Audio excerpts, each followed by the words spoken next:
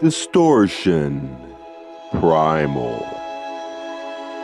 Everything in creation from the birth to the death of the universe. Everything lived, imagined, thought, or expressed, or experienced is a distortion of the pure, undistorted, undifferentiated intelligent infinity. Ra reports that among the infinite possible distortions, there are 3 fundamental primal distortions from which every subsequent distortion springs. The 3 primal distortions emerge from the potential of intelligent infinity to form the kinetic of intelligent energy in the following sequence, each one birthing the next. Intelligent infinity. First distortion, free will. Law of free will, also known as the law of free will or the law of confusion. Second distortion is love, law of love. Logos, the creative principle, primal co-creator. The third distortion is light, the law of light. From these 3 distortions come many hierarchies of distortions. Example, everything. Ra says that each distortion or level of distortion has its own paradoxes to be synthesized, and that no one is more important than another. The primal distortions are also called laws or ways, with the recognition that there is only one law or way, the law of one. Other so-called laws are distortions of this law. Some of them, like the 3 in this entry, are primal and most important for progress to be understood. However, Ra advises that each so-called law be understood as a distortion rather than a law, because there is no multiplicity to the law of one. It is the only true law. Ra nevertheless calls certain distortions laws. For example, law of responsibility, law of service, etc. Creation story. The primal distortions constitute the creation story, the cosmic genesis of the universe, the birth of all that there is, the one becoming the many. However, these first or primal distortions of intelligent infinity are not ultimately located in an ancient beginning, far removed from third density. Rather, the primal distortions exist within the heart of the self at all times. As the entity raises the locus of awareness into the indigo ray and awakens the logoic identity, the self as the logos, the self moves ever more purely into work with the primal distortions, abiding by these laws and becoming a conscious instrument for their activity. Ra also offers vibratory complexes recapitulate in reverse the creation in its unity. thus showing the rhythm or flow of the great heartbeat, if you will use this analogy. The one becoming the many is that action of the heartbeat that sends the, shall we say, pure lifeblood outward into creation and manifestation, where it becomes distorted in infinite ways by infinite expressions of free will. The many becoming the one is the return of that lifeblood to its origins, replete with experience, gradually undistorted in the perception or understanding of the conscious seeker on its journey home, where the heart may absorb that which has been gained and beat once more. So what does Ra mean when they say that vibratory complexes recapitulate in reverse the creation in its unity? In the first action of the heartbeat, the outward movement, the primal distortions create the infinite universe in the sequence of 1, 2, 3, and bang. Creation. In the second action of the heartbeat, the vibratory complexes, also known as creation, move in reverse. 3, 2, 1, and light, material of the universe, seeks consciousness. The Logos seeks spirit. The free will distortion seeks unity. The term upward spiraling light is an indication not of your up and down concept, but an indication of the concept of that which reaches towards the source of love and light. When all of creation in its infinity has reached a spiritual gravitational mass of sufficient nature, the entire creation infinitely coalesces. The light seeking and finding its source, and thusly ending the creation and beginning a new creation, much as you consider the black hole, as you call it, with its conditions of infinitely great mass at the 0 point, from which no light may be seen as it has been absorbed. Questioner: then the black hole would be a point. Am I correct in saying it would be a point at which the environmental material had succeeded in uniting with unity or the Creator? Is this correct? I am Ra. The black hole which manifests or appears to us in third density is the physical complex manifestation of this spiritual or metaphysical state. This is correct.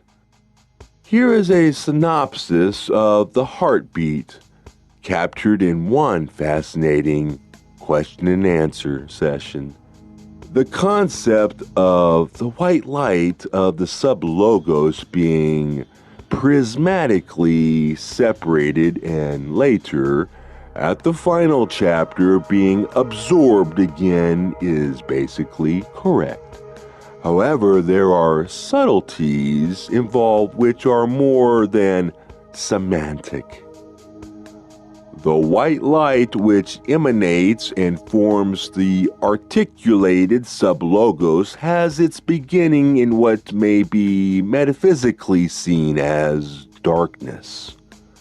The light comes into that darkness and transfigures it, causes the chaos to organize and become reflective or radiant. Thus, the dimensions come into being. Conversely, the blackness of the black hole, metaphysically speaking, is a concentration of white light being systematically absorbed once again into the one creator. Finally, this absorption into the one creator continues until all the infinity of creations have attained sufficient spiritual mass in order that all form once again the great central sun, if you would so imagine it, of the intelligent infinity awaiting potentiation by free will. Thus, the transition of the octave is a process which may be seen to enter into timelessness of unimaginable nature. To attempt to measure it by your time measures would be useless. Therefore, the concept of moving through the black hole of the ultimate spiritual gravity well and coming immediately into the next octave misses the sub-concept or corollary of the portion of this process which is timeless. Then is born a new universe, a new infinity, a new logos, which incorporates all that the Creator has experienced of itself. Outward and inward, outward and inward, we in the third density are on the return side of that U-turn back to source. Systematic reabsorption. I have a theory that the systematic reabsorption of the primal logos at the end of the octave is begun much earlier. For instance, here Ra describes the rejection or non-integration of love and light into the self, and the resulting reduction of the lifespan and necessity for healing. Thus, the shortened lifespan is due to the necessity for removing an entity from the intensity of experience which ensues when wisdom and love are, having been rejected, reflected back into the consciousness of the Creator without being accepted as part of the self. This then causing the entity to have the need for healing and for much evaluation of the incarnation. When we in the third density love and accept what is, when we accept more and more of the creation as self, we integrate or reabsorb the material into our being. We are as agents of the primal logos in that regard. As we merge self with self, self with other self, and self with the Creator, we synthesize and integrate the fragments of the manyness into the one, of which we are microcosm. We embark upon the flight towards that great logos. Then, at the conclusion of the octave cycle, we arrive at the event horizon, the macrocosm delivering unto unity all of our experience and lessons, all of the creation that we reabsorb into ourselves as a gift to the Creator. This process of integrating and containing within ourselves more and more of the creation as self is also the process of gaining spiritual mass. This coinciding with the increasing density of light in each succeeding density. You may conveniently consider each density of being to have a greater and greater spiritual mass. The mass increases, shall we say, significantly, but not greatly, until the gateway density. In this density, the summing up, the looking backwards, in short, all the useful functions of polarity have been used. Sequence and the eternal present moment.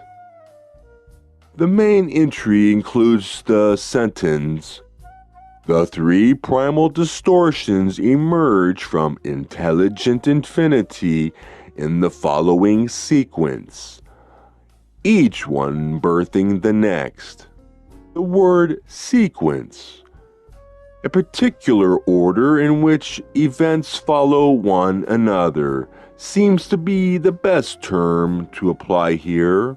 Ra does indicate that there is a progression from a state of no distortion to the first, to the second, to the third, and then to the birth of the universe.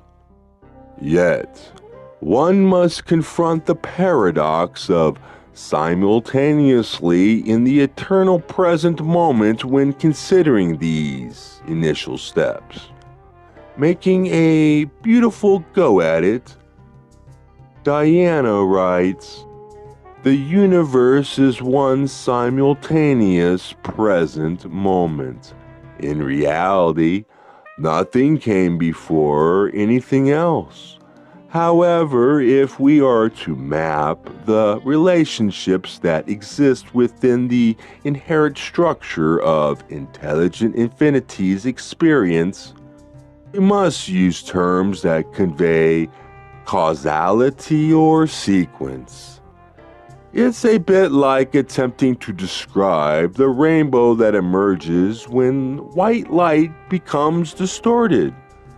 The first wavelength appears to be red, then orange, then yellow, and so on. In truth, all the colors exist at once and in the same place, despite their organized or ordered relationships as we experience them. One did not cause the next.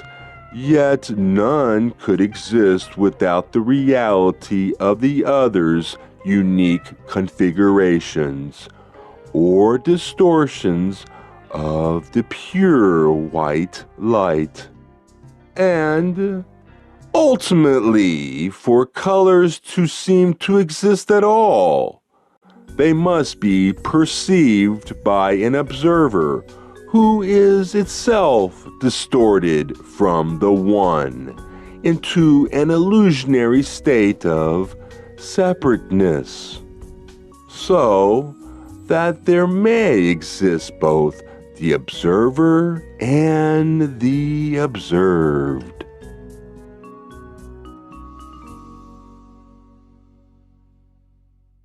Dun dun dun.